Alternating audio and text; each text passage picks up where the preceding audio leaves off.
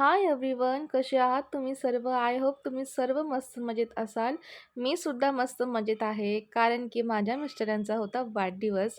आता तो वाढदिवस होऊन 1 दिवस तर झालेलाच आहे, म्हणजे सॅटर्डेला वाढदिवस होता आणि आज आहे संडे. तर आम्ही ॲक्चुअली प्लॅन केला होता, की आपण वाढदिवसाच्या दिवशीच जाऊया फिरायला, पण काही कारणांमुळे ते पॉसिबल झालं नाही. म्हणून आम्ही ठरवलं, की आपण संडेला जाऊया. तसंही घरात बसण्यापेक्षा फिरूनच येऊ, हो की नाही? तर मग आम्ही संडेच्या दिवशी प्लॅन केला आणि निघतानाच आमची थोडीशी गडबड झाली. त्याच्यामुळे आमचा 1 ते दीड तास लेट झाला. रात्री बर्थडे पार्टी असल्यामुळे लेट झोपलो आणि सकाळी जरा लेटच उठलो. ॲक्चुअली आम्हाला लवकर उठायचं होतं, पण काही जागच आली नाही, दोघांनाही. त्यानंतर मग निघालो आणि थोडंसं मिस्टरांनी चावीचा घोटाळा केला होता. जी चावी शोधत, शोधत, शोधत आम्हाला 1 ते दीड तास गेला. भरपूर गोष्टी झाल्या, पण फायनली चावी भेटली आणि आम्ही दोघंजण निघालो माळशेज घाटात जाण्यासाठी. तर मला इथे खरंच खूप छान वाटतं. 10वी असताना माझी ट्रिप इकडे आली होती. पण त्यावेळेस मी काहीच म्हणजे काहीच एन्जॉय केलं नव्हतं. पण माझी इच्छा होती, की मला माळशेजला पुन्हा एकदा जायचं आहे आणि मला वाटलं नव्हतं तो दिवस आत्ता इतक्या लवकर येईलच. तर आम्ही दोघंही निघालो मस्तपैकी. घरून तर आम्ही काहीच म्हणजे काहीच खाल्लं वगैरे नव्हतं. चावीच्या नादामध्ये बराच वेळ उलटून गेला होता. त्यानंतर मग आम्ही निघालो आणि मग रस्त्यात थोडंफार आम्ही नाश्ता वगैरे केला हॉटेलमध्ये आणि त्यानंतर मग आम्ही रस्ता धरला. तिथपासून सुरुवात केली व्लॉग काढायला. ॲक्चुअली मला घरापासून सुरुवात करायचं होतं, पण नाही पॉसिबल झालं घाईमुळे. म्हणून मग जाता-जाता थोडं शूट करायला घेतलं. तर आता हे पण आम्ही बऱ्यापैकी पुढे आलो आहोत आणि मला असं वाटतं, की इनमीन 1 तासामध्ये आम्ही वर पोहोचलो असू. पण खरंच त्या दिवशी पाऊस पण नव्हता आणि आमचा प्रवास पण खूप म्हणजे खूप छान झाला. आणि तुम्हाला मनातली एक गोष्ट सांगू का? जर तुम्हाला ह्या मुंबईमध्ये स्वर्ग बघायचा असेल ना, तर खरंच एकदा माळशेजला नक्की जावा. कारण माळशेजसारखं दुसरा स्वर्ग ते पण आपल्या मुंबईमध्ये दुसरं असणं शक्यच नाहीये. एक तर हाजी मलंग आहे आणि हे टॉप लेव्हलचं माळशेज आहे. खरंच इकडे गेल्यावरती फीलिंगच वेगळी होऊन जाते. एकदम मूड आपला चेंज होतं आणि एकदम वाइब बनून जाते. उगाच तारीफ करत नाही, खरंच तसं आहे म्हणून करूशी पण वाटतं. आणि पुढे गेल्यावरती आम्हाला खूप क्यूट अशी माकडं पण दिसली होती. पण कॅमेरा ऑन करायच्या वेळेसच ते नेमकं पळून जात होते. पण खूप छान होती माकडं अशी भरपूर आता किती वर्ष झाली मी बघितली नसतील आणि खूप वर्षानंतर बघितलं आणि खरंच भारी वाटलं यार. आणि हे सगळे डोंगर आणि त्याच्यावरती पडलेली धुकं, त्याच्यामधून निघणारा धबधबा, सिरियसली काय वाटतं यार. खरंच, खरंच खूप भारी वाटलं. मला पण खूप मज्जा आली खरं तर या प्रवासामध्ये. अ, आम्ही जेमतेम 2-2.5 तास लागले असतील आम्हाला पोहोचायला. कारण की आम्ही मध्ये कुठेच म्हणजे कुठेच थांबलो नाही. डायरेक्ट आम्ही जे थांबलो ते वर पॉइंटला गेल्यावरतीच थांबलो. तरी बऱ्यापैकी मी काही गोष्टी शूट नाही केल्या. कारण की मी पण हा इथला नजारा बघण्यामध्ये एवढी बिझी झाले होते ना, की मला माझे मिस्टर सांगायचे, की "अरे, अरे, काढ ना, शूट काढ ना, शूट काढ ना, किती मस्त आहे." तेव्हा मला पटकन लक्षात यायचं, की "अरे हां." मी पटकन मग कॅमेरा ऑन करायचे आणि मग शूट करत होती.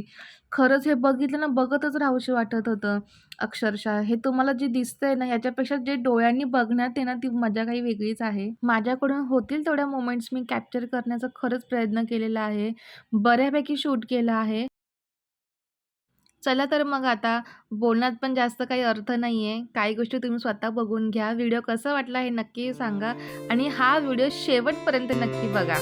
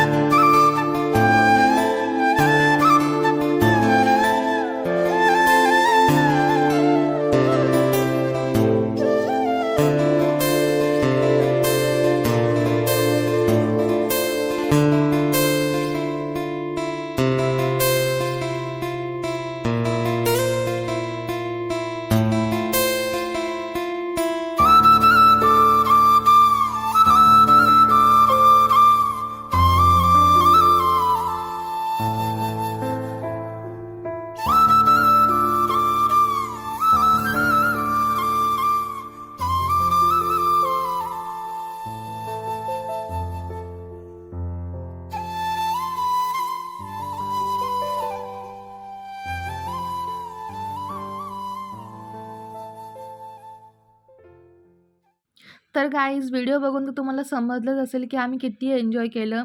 ह्याच्याही पेक्षा खूप जास्त एन्जॉय केलं आहे. आम्ही धबधब्याखाली पण खूप पाण्यामध्ये खेळलो, पण ते काही मी शूट केलं नाही. शेवटी निघताना मॅगी खाल्ली आणि दोघंही घरी निघालो. चला तर मग भेटूया नेक्स्ट व्लॉगमध्ये. तोपर्यंत बाय.